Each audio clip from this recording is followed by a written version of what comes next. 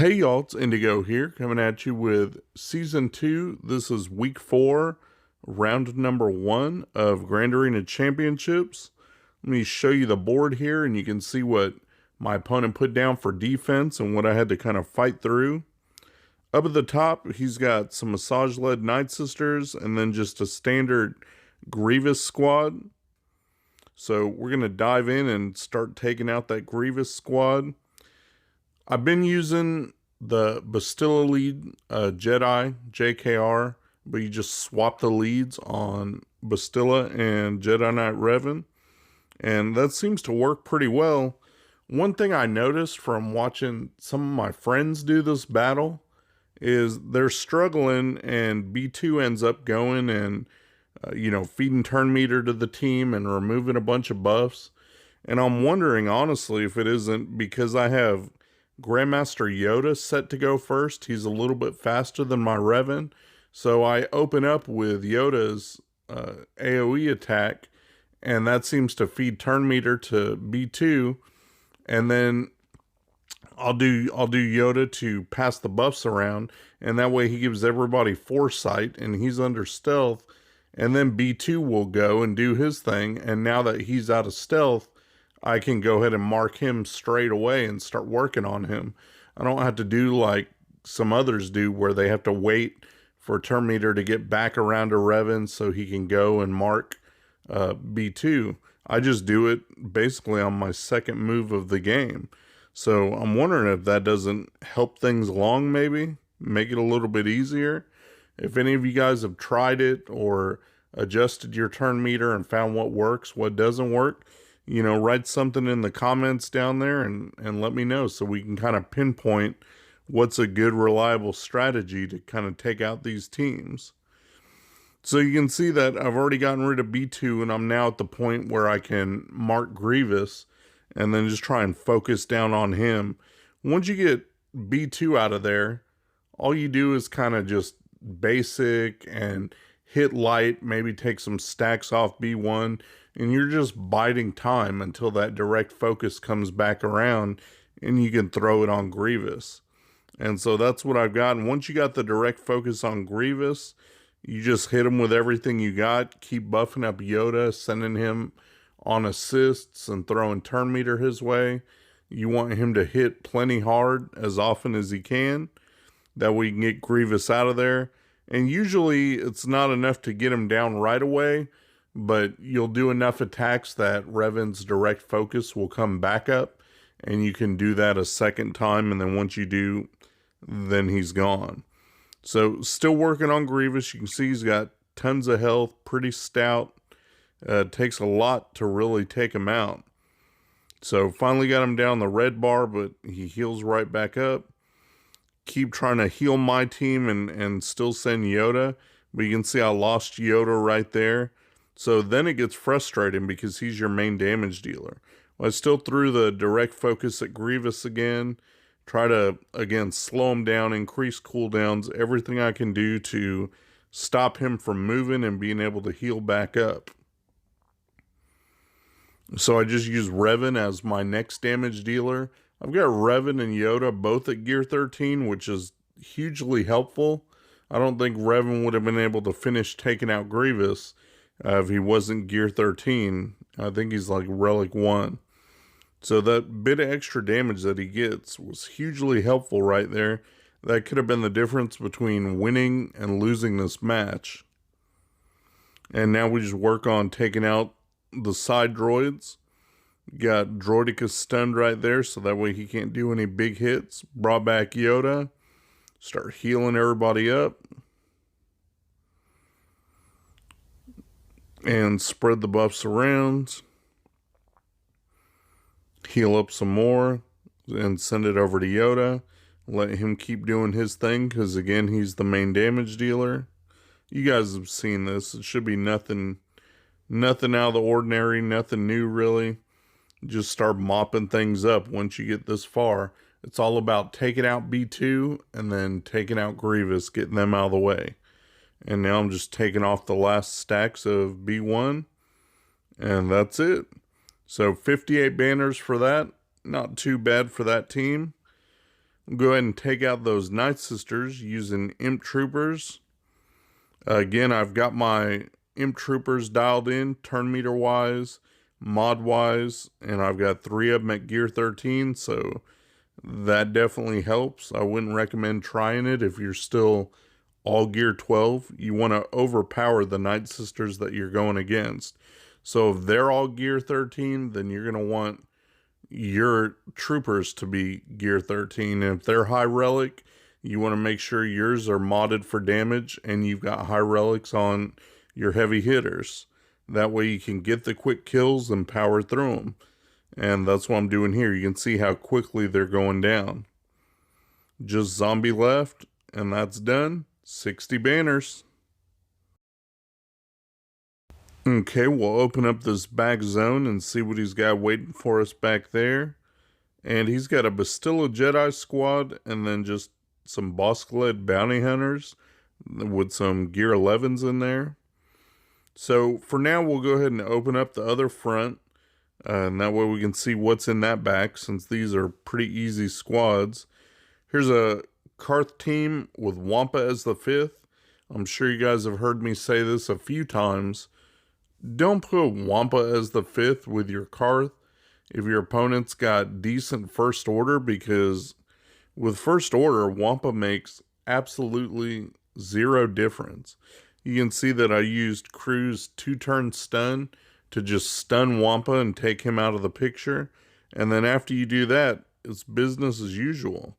I just go after who I can get after. You know, I'm stuck behind Zalbar's taunt at the moment. But once I get rid of that taunt, then I can start going to work on, I like to take out Mission first, just because she does heavy damage and constantly assists. But in the meantime, I can use Xylo's AoE, and you can see that he's able to take a chunk out of Mission right there, and Executioner just finished her off. So I've got Xylo set for some decent damage.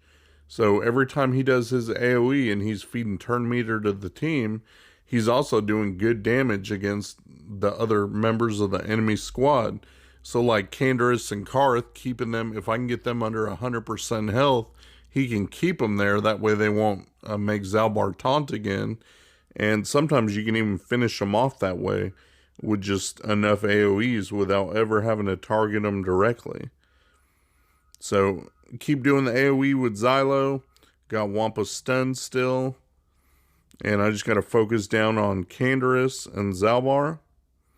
You can see that AoE just knocked Canderous down to the red. Healed back up just a little bit.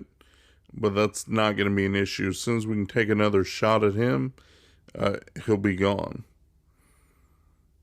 Here we go with another AoE, and there he goes. So he went from yellow to dead. That easy.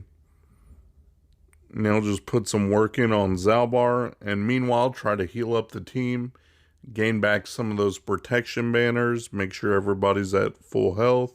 You know, do the best we can to squeak out the couple extra banners as we keep working on Zalbar. And it's going to take a minute because he is pretty tanky. It takes a good bit to get him down. Again, stun Wampa. So you can see how useful Wampa has been to this enemy team. Really doesn't matter. He did absolutely nothing for this team. And still taking off health on Zalbar. Get him knocked down a little bit more. It's definitely a slog to, you know, try and get through all his health and protection. But we'll get there. It's kind of good in a way, because it does give you that extra time to throw the buffs around from like first order stormtroopers so that they can heal everybody. And you can see I've got almost everybody's back up to full health, full protection. And Wampa still hasn't been able to do anything. So we'll just go ahead and finish off Wampa and call it a day. And there it is, 60 banners for that team. So you can see Wampa did absolutely nothing. Here's a team that Wampa can do something in. Take my CLS against his Nute team. He's got Django in there, got Nest, a couple little tricks in there, but it doesn't matter. Especially when you're taking in CLS and I've got Han up to Relic 7. I think Chewie's at Relic 2. Everybody's Gear 13, and they hit pretty hard. So I can start just taking everybody out, bit by bit. And so that's what I'm going to work on doing here. Got Nute there. He can be a pain taking off everybody's health with that extortion. Got to watch out for that. I got Han's double tap. Just took out Nest. Didn't even need Wampa to take out Nest because Han hits so hard now. Probably could have went in with just CLS, Han, and Chewie. But I do like having Wampa there just for to make sure I'll be able to take out Nest. I don't ever want to time out and be stuck on a lone Nest. So took them all out. Ended up getting 59 banners for that. So good enough for me, and open up that back zone. Show you what the opponent's got back there waiting on me. And he put his first order on defense, and then he's got just a plain scoundrel squad. Obviously no Nest because I just fought that in the battle beforehand. So we can go back up there and take out his first order. And I've got plenty of good teams left, so nothing to worry about there. I figured this would be the most banner efficient that I can be, because he went really light, not putting any heavy duty, meta defense teams or anything like that. So I've got DR for FO, and they don't even get to move or do anything really. You can see I'm just taking them out. Did a little bit on Malik there, but there's so much damage coming off this team that, they don't stand a chance. So just got to take out the pilot here, and that's done. 61 banners for this team. Not bad at all. Take it. Moving on, we'll take out the Kira Scoundrels with EP. And if you've seen any of my other videos, you'll know I've recently started to put Bastila Fallen in with the EP team.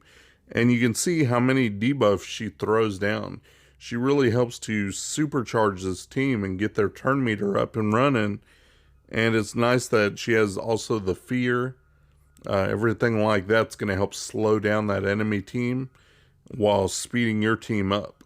So she's a good addition. If you can spare her from your DR team, as well worth throwing under EP. You can see that it seems like they're stuck, and everybody on my team's got like full turn meter because there's so many debuffs flying around. So I'm just taking them out one by one. Now she's got her AoE again. More debuffs on the field. Plenty to go. And I'm throwing shock around. I've got my stuns. I've got her lightning, that I can throw around. I've got ability blocks from Vader and from Darkside Bastila. So this team can't do anything. This is like a perfect matchup. We don't even have to worry about Nest. So just working on taking out the Kira now. Could have probably left Shore Trooper at home, but it's always nice to have just for a heal or something if you need it. But you can see they haven't even gotten to move, so could probably just 4-man this and be done with it. Got just Stormtrooper Han left to take out, and there we go. He's gone, and so easy 60 banners for that team. Could have been 61, but that's done. Now I just got that last section left to take out, so let's go to town on that. Here's his bounty hunter team. This is not a matchup I've gotten to run a whole lot, if ever, but I end up with my Padme team left over against his bounty hunters. Of course, his bounty hunters are faster, so boss goes and gets his taunt off straight away. But I figure, it's Padme. They're a top counter. They should do pretty well anyway. And I went ahead and did just 4-man on this. Figure I wouldn't need a 5th. Got Shakti in there for some buff dispel and a little help with the healing and protection. And then Anakin is, of course, my main damage dealer. And then GK is just there to help tank it out. So you can see I've ripped through them already. Boss gone. Working on cleanup. It's not a big deal. They do so much damage, Anakin does, that he can definitely get the job done. They were able to take Shakti down quite a bit, so got to try and get her healed up just to get the health banners. But, I mean, she didn't die. She was close, but no big deal. No worry about losing the match.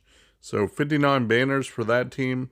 Not the best, but, you know, an easy match. Now we just got to take out this Bastilla Jedi team, and I've got Traya left over for that. We'll go in with a 4-man and just do Traya trio with Thrawn. Thought about taking a 5th, but I was trying to get the underman feat. Figured this would be a good chance to leave one off and just do what I can. I used to use Traya back in the day when people were trying to use Bastilla in Arena, and then Traya would be my counter for that. So I know it works well. I got no problem here. I'm just trying to fracture Bastilla and sideline her, make sure she can't go throw buffs around and call assists or do anything like that. And then the rest of them are pretty weak, so I can just take them out bit by bit. They're pretty squishy. Just got to worry about sidelining her so that, you know, she's probably the strongest one, and get rid of her and the team will fall like dominoes. And I've got, right now, plenty of health and protection on my guys. They're not going anywhere. Working on getting Nihilus' cooldown so that Annihilate can be up, and then I can really do some damage. Still working on Bastilla there. Now I got Annihilate up. I was trying to decide who I should take out. You know, I've been working on Bastilla. Did I want to take her out? Did I want to take Old Ben? And so in the end, I just took out Juhani. Figured go ahead and get rid of her. That's one less taunt that I got to deal with. And her going under stealth and all that mess. But this is probably not a counter you'll use often, if at all. But it's just something to, you know, keep in mind. It does still work fairly well. Definitely is a counter. And you don't have any worries about losing the team. Took out Qui-Gon with Traya's big hit right there. Still working on Bastilla. Got her in the yellow. And I'm trying to see at this point if I can top anybody off, get full protection, make sure I get as many points as I can get. I almost have Annihilate up again. Finally got rid of her. Got Scions Held by Hatred. Do his AoE. Got Fracture again.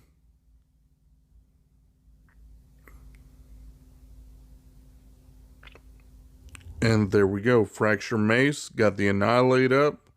Take out Old Ben. And just working on hitting him. I was trying to get my banners back. I didn't realize that one hit would kill Mace kind of in one go. So I ended up only being able to recover to 58 banners on that. I think I could have got more. But that's it. I mean, that was as good as I could do. I got 19-15. And my opponent took a while to attack, but eventually he did end up attacking. And let me show you the board, what it looked like when he got done. So there it is. He one-shot everything. He just wasn't as efficient, even though he saved everything for offense. So my 19-15 to his 18-93.